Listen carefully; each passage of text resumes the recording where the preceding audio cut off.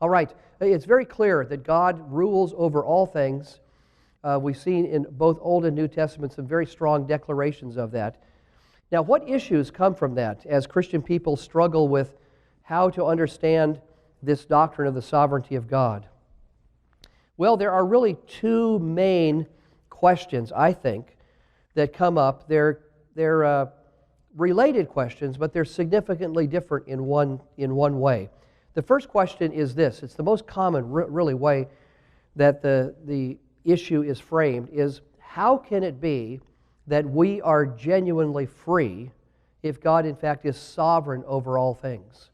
If God is sovereign and exerts control over everything that happens, all good and evil, as we've seen in those spectrum texts, then how is it we're free and genuinely responsible? You know, how does that work? So I think that this is what you might think of as more of a mechanical question. That is, how do they seem to hit against each other and they don't fit? How do they fit together? What's a way we can understand divine sovereignty and human freedom in a way that both can fit together and they don't, as it were, conflict with each other? The second question is a more important question, actually, and more weighty as you consider it. And that is, it's the moral question. The moral question. Why is it that if God is sovereign over everything, that He is not responsible for the evil that takes place in the world as well as the good?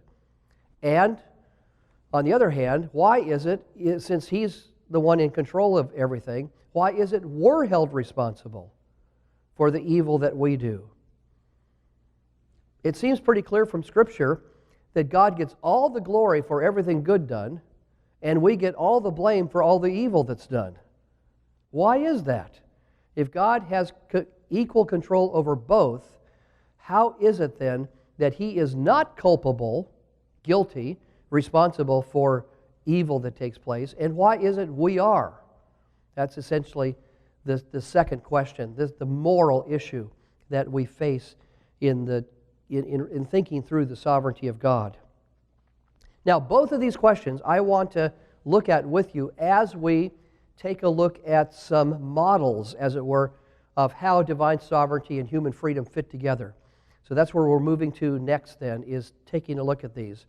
And I'm going to put up on the board here a chart that I'll replicate then for each of the models that I'm borrowing from Don Carson's book on divine sovereignty and human responsibility. It's a book that is really helpful on this discussion. He deals with a number of texts in the Bible that speak of God's sovereignty and human action and so on. But then he has at the end of the book a theological excursus, which is just really, really helpful. I would encourage you to read that at some point. Don Carson, Divine Sovereignty and Human Responsibility, the theological excursus at the end of the book. He uses a chart there that I'm borrowing. I'm just expanding it from what you find there. I'm making a little more use of it than he did, but nonetheless, I got this idea from him. Okay, here's how the chart works.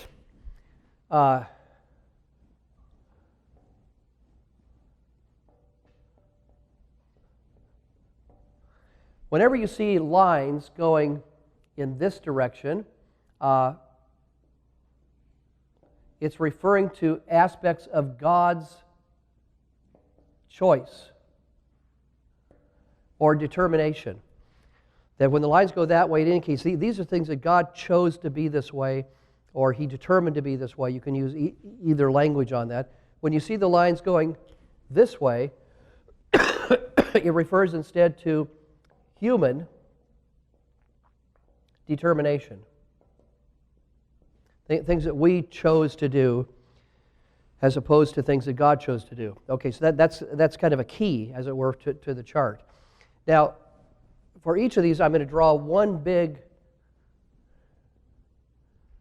rectangle here, which is meant to represent all of the choices or determinations made in the history of the universe.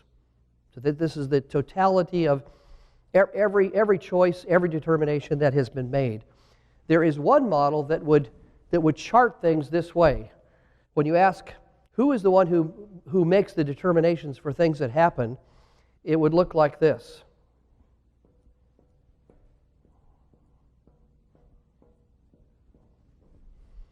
Of all of them made, we're the ones who do it. And God does not determine anything that takes place. Believe it or not, there is a theological model that proposes this, and it is process theology.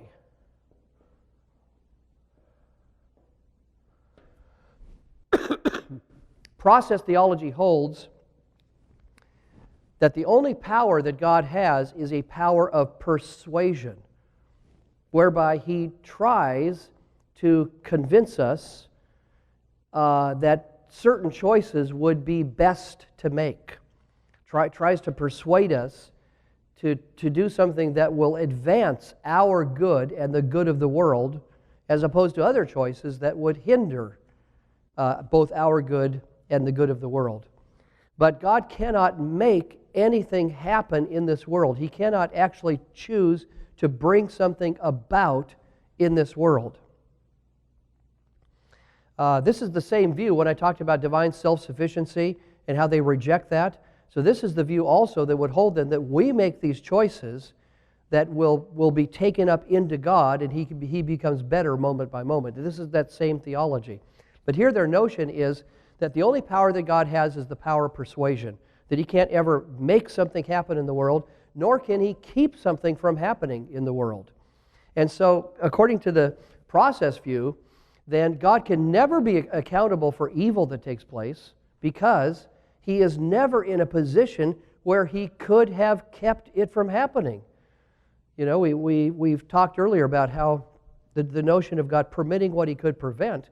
Well, there never is a case where God permits something that He could prevent, because He can't prevent it.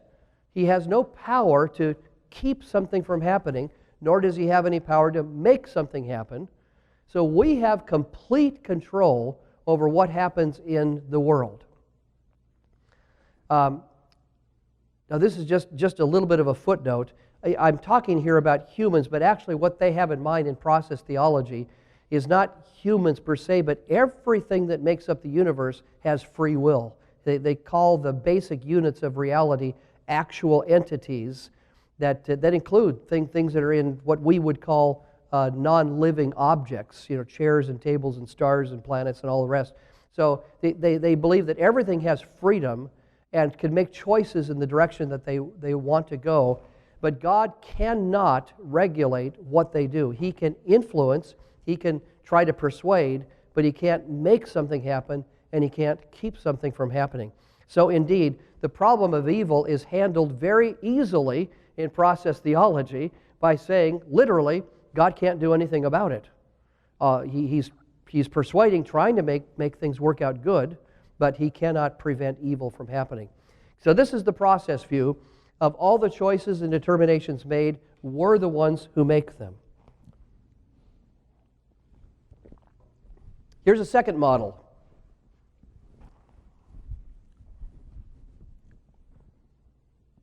It looks like this. Of all the choices and determinations made in the history of the universe, God makes all of them. That we do not have any genuine freedom. We have an illusion of having freedom when we make choices. You thought you made a choice this morning for what you had for breakfast. You thought you had a choice for what shirt you decided to wear or whatever. But those are all illusions. They're not actually free, because in this model, God is the one who determines everything, and if He determines it, we're not free. This is hyper-Calvinism.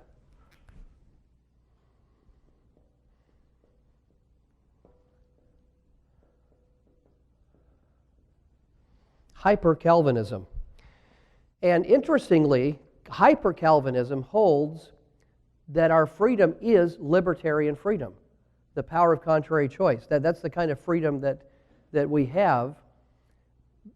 But because God determines what we're going to do in every case, therefore, we never actually have the power of contrary choice, because we can never choose in a way that is contrary to what God has determined. So because God is sovereign over all, and because we then are not free to choose in any way contrary to what God determines, we always and only reflect His determined choice, and we're not free in what we do. Now, it's interestingly, in hyper-Calvinism, if you ask the question, but does God hold us accountable for what we do? They'll say yes.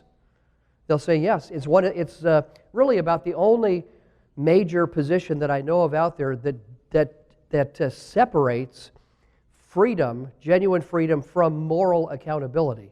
Almost everybody else, including myself, obviously, is in the category of linking together the importance of freedom with moral responsibility. But in this view, they would say, in answer to the question, why is it we're morally responsible before God? And their answer is not because we are free in making the choices we do, because we're not. Their answer is because God said so, because God declared it to be.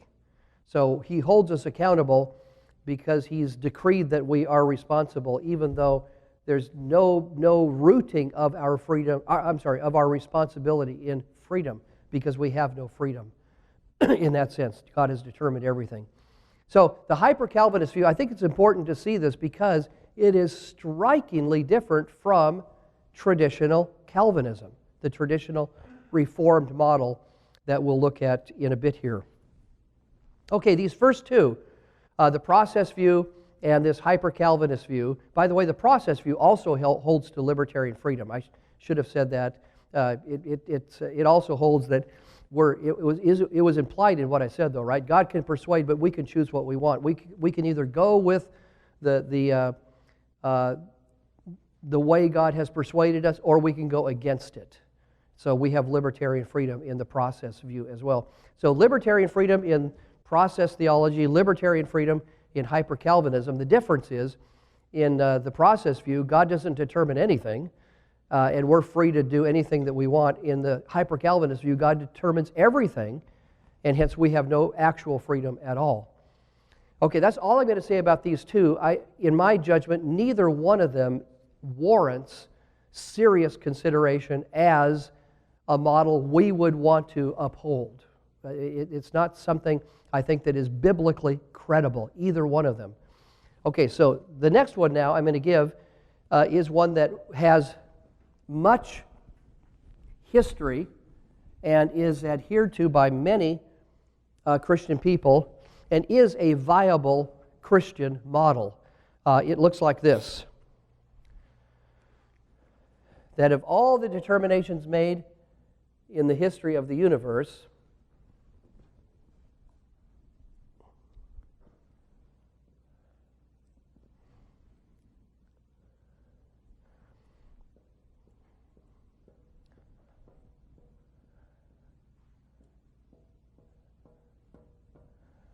of all the decisions made, determinations made in the history of the universe, God makes the vast majority of them, but we make some of them ourselves. And when it is the case that God determines something, we don't. When it is the case that we determine something, God doesn't. That there's an either-or-ness to this. Either God determines it, or we determine it, but it never is the case that both go together. They always remain separate determinations, either by God or by us. Now, the chart is not really drawn to scale very well, because if it were, the category of our determinations would be so small over here that you couldn't really draw lines to it. I mean, when you think of all the things that God has determined in relation to the universe, the laws of physics being what they are, and everything that He has determined, it's huge category. But it would include a number of things over here that I want to think about with you, in kind of related to the two sides here. It would include over here, for example,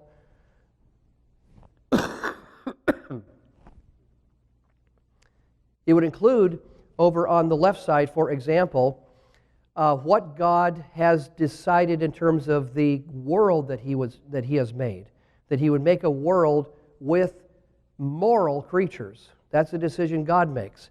He didn't have to make it. We had nothing to do with that. He does choose to make a world with moral creatures, as opposed to just giraffes and chimpanzees and baboons and and the like. That would have been fine, but He wanted a world where there are moral creatures.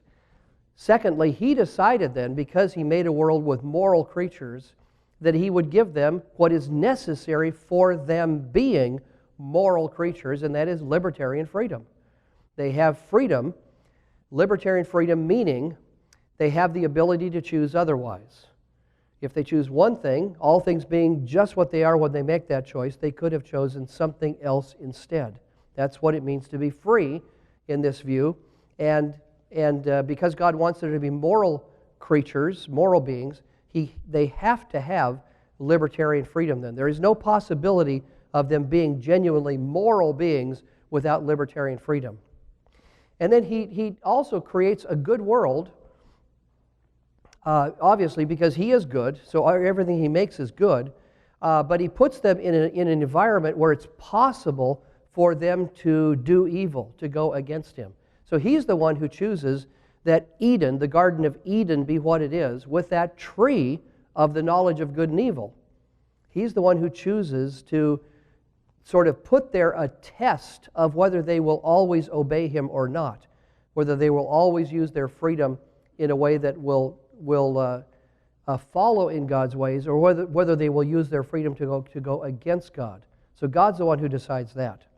But when the serpent comes in the garden and sin takes place, we're the ones who do that. So you realize a whole bunch of stuff is in the category of what God determines, but then actual choices made by human beings are in the category that relate to us. What is this model? This is classic Arminianism.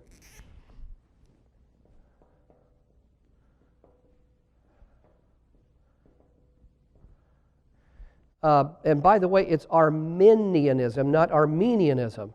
It's with an I, not an E.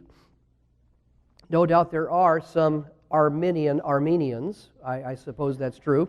But this is two different categories at this point. These are followers of Jacob Arminius with an I. Okay, so the Arminian view then holds that there has to be then this distinction between how God determines things and how we determine things. And if He does it, then we don't. If we do it, then He doesn't. Because we have libertarian freedom. This is such an important concept.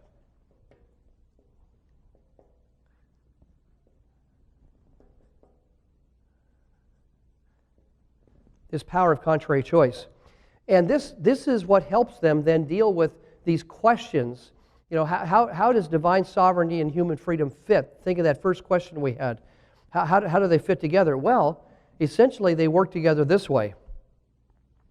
That because God wants us to have freedom, genuine freedom, then God chooses to relinquish what otherwise would be His control over our actions, so that He gives that control to us.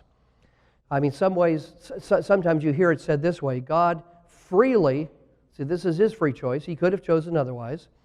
God freely chooses to relinquish some of His sovereignty to give us some limited sovereignty over the choices we make. That what cannot be the case is that God retain complete sovereignty over everything and we're free. Those two things are incompatible.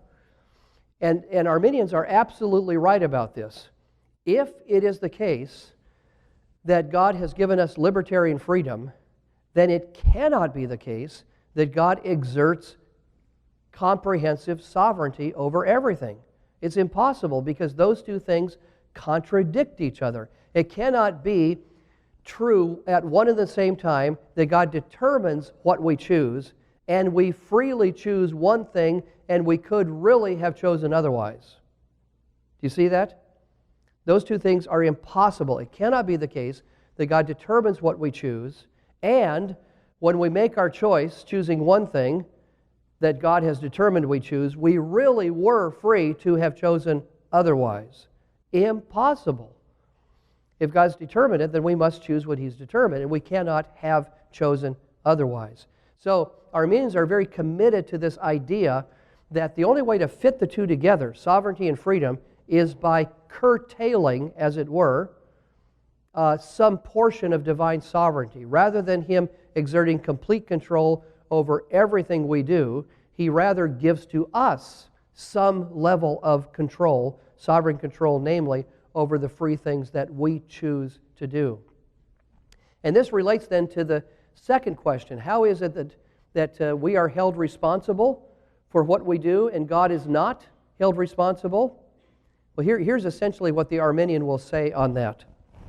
That when God gave us freedom, He gave us this freedom realizing that though He intends us to use our freedom to do good, and that freedom has to be given for us to do good, and He intends us to use it for good, but He realizes when He gives it to us that He cannot give us the freedom with the intention that we use it for good without the possibility that we use that freedom instead for evil. It's impossible, in other words, for Him to guarantee that we would only and always use our freedom for good. Because remember, the freedom He gives us is the power of contrary choice. And so every time we choose good, we could have chosen evil, right? Well, guess what? Sometimes we do. And He can't regulate that. He can't control that. He can't give us freedom and let us use our freedom every time we choose something good, but then, as it were, intervene and keep us every time we're going to choose something evil. Then it's not genuinely freedom, is it? If it never is the case that we actually could do contrary to what we do, namely do evil instead of good, then we don't really have freedom. Sometimes this is called the law of double effect.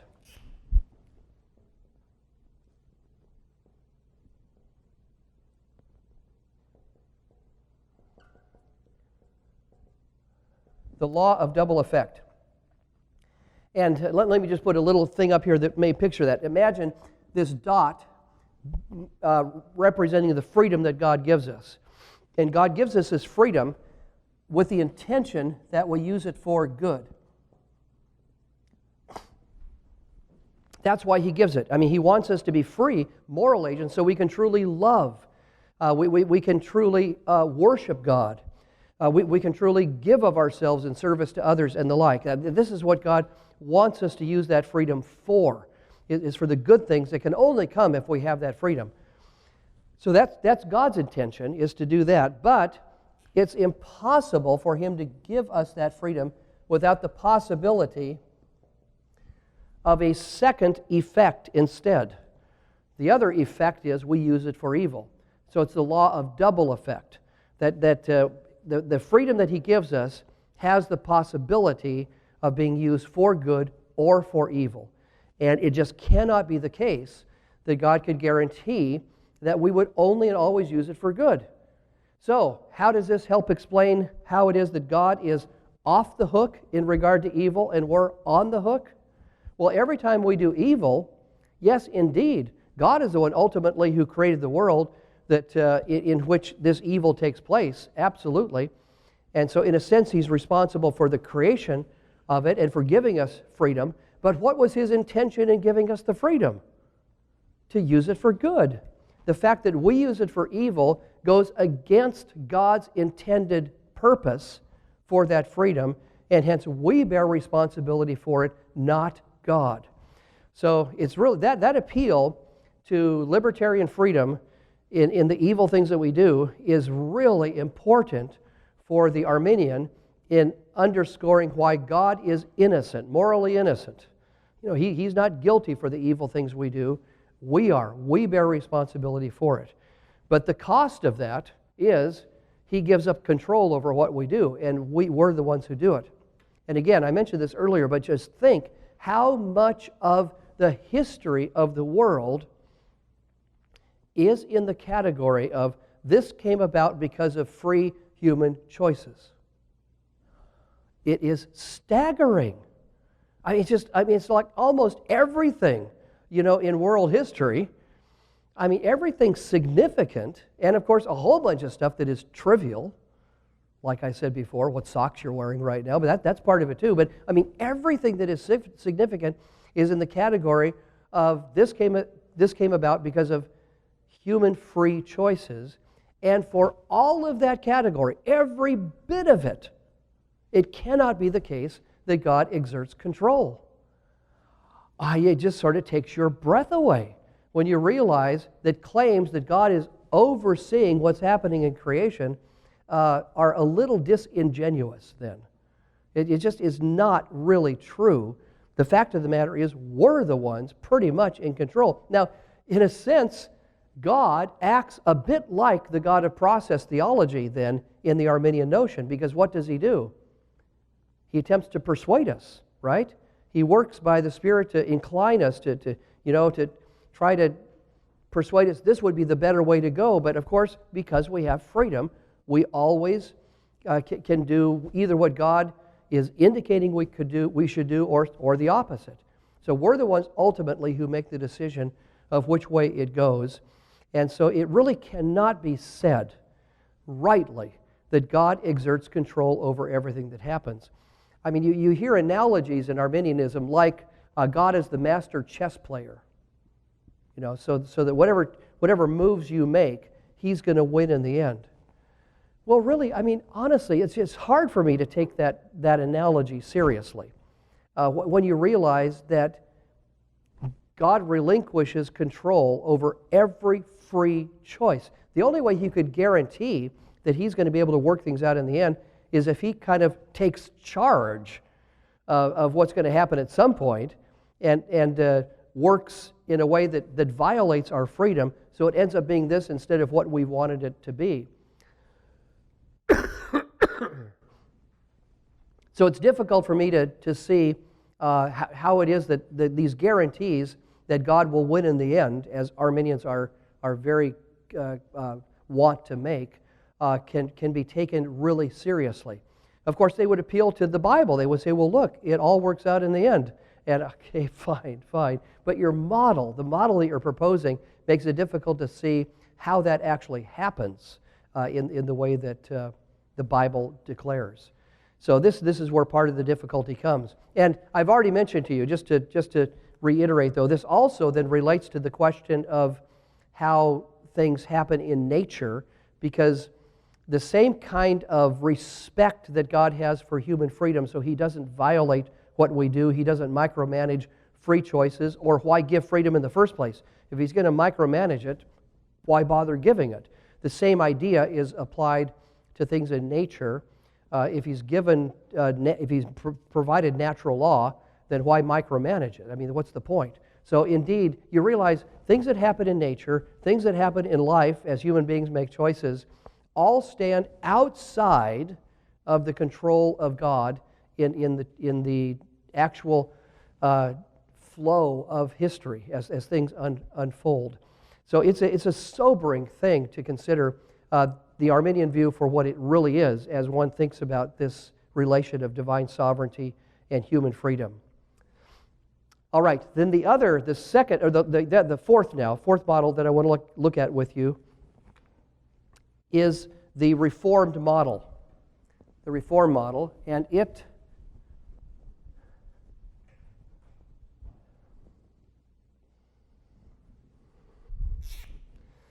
will look like this.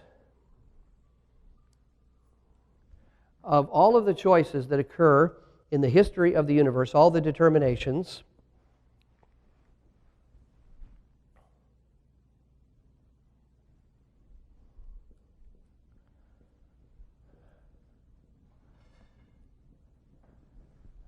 God makes all of them. Now, so far, you might wonder, wait a minute, this looks like hyper-Calvinism. But what's that line there doing? It doesn't seem to be any point to that line that's there on the right side of the rectangle. Well, because I'm not done drawing it yet, right? Okay, so here's the rest of it.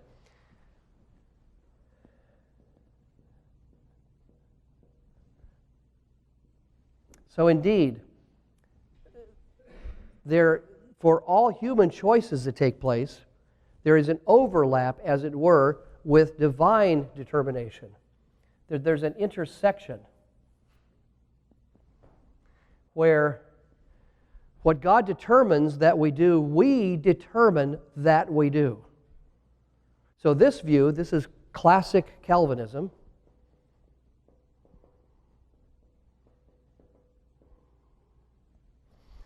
would hold these two things together, that God has absolute control over everything that happens in the history of the world, including all human choices that are made. He has absolute control over those, and human beings are free and responsible for the choices they make. Human beings are free and responsible for the choices they make. So that's why this view is called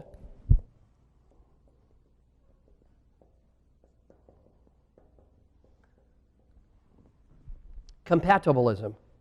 Compatibilism. What two things are compatible? Comprehensive divine sovereignty over everything in the universe, including all human choices, and that's compatible with genuine human freedom and responsibility. That they are not in conflict with each other. Now, right away, you realize, something has to be, there has to be some give here then, because in the Arminian model, didn't I say I agree with Arminians in their claim that if God is sovereign over people, but He's given them libertarian freedom, that they can't genuinely be free if He's sovereign over them. Or the reverse, with libertarian freedom, if they're really genuinely free in doing what they do, then God can't be sovereign over it. It's an either or, right?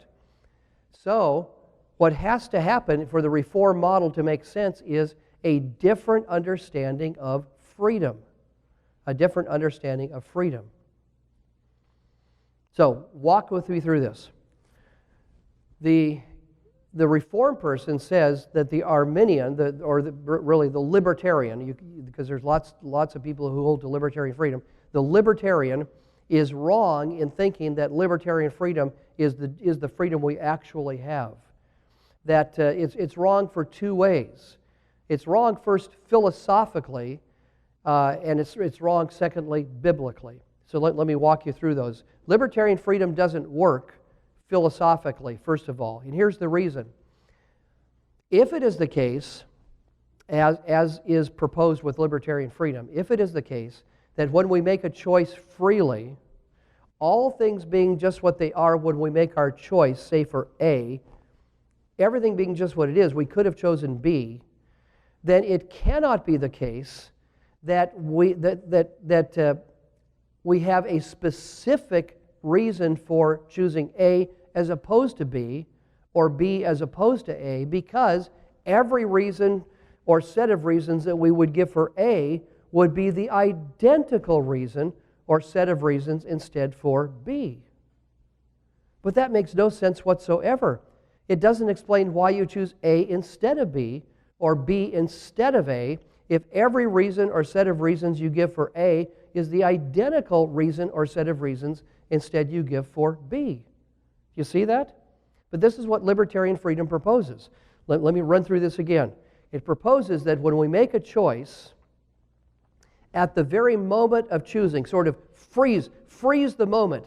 You're about to say order at the restaurant. You're just about to do that, or pull the trigger, or whatever choice you're envisioning in your mind. Right at the very instant that you make the choice, freeze the moment. At that very moment, all things being just what they are, all the reasons or set of reasons that go into your choosing what you're now choosing, all of those reasons or set of reasons are the identical reasons or set of reasons for instead choosing the opposite of what in fact you chose. Well, honestly, it makes no sense whatsoever to think that we have no specific reasons for this as opposed to that, for that as opposed to this, because that's how we actually function. So the Arminian view, or the libertarian view, really proposes a view of freedom that is nonsensical, that doesn't fit our experience, and that doesn't account for why we choose what we choose. The fact of the matter is, when you think of choosing at a restaurant, I mean, sometimes it's hard to end up with, what you're actually going to order when the waitress comes or the waiter comes, and you struggle with that. But at some point, you end up making a choice. Well, it's just nonsensical to say, if I choose the fish and chips, that every desire that I have and every reason or set of reasons for choosing the fish and chips would be the identical reason or set of reasons for instead choosing the meatloaf. No, it doesn't work that way. I mean, I make this choice because I want that. I have reasons for that, not another. So the libertarian view just offers a view of human freedom that honestly is illusory. It just doesn't work. It's just a myth. There is no such thing as libertarian freedom. It's non-existent, but they claim that it is. And of course, it has this advantage that it seems, at first glance, it seems sensible. It sounds sensible at first glance. Namely, yeah, of course our freedom is when we choose one thing, we could have chosen that instead. Our freedom is we choose the fish and chips, we could have had the meatloaf. That sounds on the surface to make sense. When you analyze it, though, it doesn't work. Because what it requires then is that you say that everything that goes into your choosing one thing would be the identical factors that instead would give rise to its opposite choice. That's ridiculous. Okay, so philosophically, the libertarian view simply cannot account for why we choose what we choose. It has it provides no specific, choice-specific reasons for why we choose one thing as opposed to another. Now get this. This is where it can be confusing. They don't deny that there are reasons for our choosing. But here's what they claim. Any reason or set of reasons that you have for A would be the same reason, the identical reason or set of reasons instead for B. So yes, you choose because you have reasons for that choice, but the problem is they claim those very reasons would be the very same reasons for the opposite choice. How ridiculous is that? So the fact of the matter is, when we choose one thing, it's because we have reasons for it that are not the same as for anything else. That's why we choose it. Okay, so that's the philosophical problem. The biblical problem is this. There are so many passages in the Bible that indicate God determines something that happens, and human beings are free and responsible in doing the very things God determined they do. And they're held responsible for those things. These are, I call them anyway, compatibilist texts, compatibilist passages that indicate, goodness, yes, God determined that this happened, but these people freely carry it out. They do so responsibly, but behind their actions is God's determination. I mean, the numbers of examples there are of this are just legion through the Bible. And I think that it's just impossible to account for these passages with the libertarian notion and with the Arminian notion, because remember, it's an either-or. The point of these passages is this. When you ask the question, how did this occur? How did this come about?